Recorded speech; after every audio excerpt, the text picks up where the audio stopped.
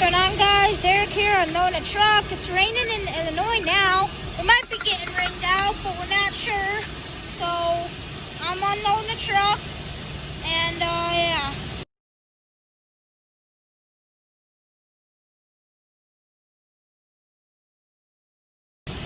Oh, getting a little bit full. Come on, baby.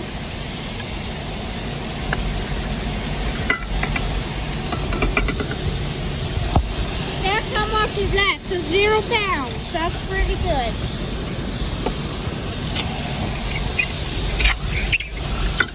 Open and open. She's empty.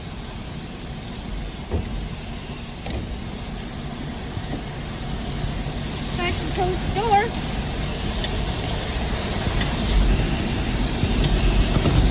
I'll have to get back to you guys.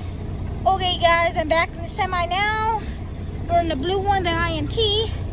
And somebody was asking me where I wear to the farm. I got my boots, coveralls I just bought, Millennial Farmer sweatshirt, Millennial Farmer hat. Then I wear my coat, which I just bought, but I'm getting pretty warm because my overalls and stuff. And yeah, radio, CV, and yeah, we're good to go.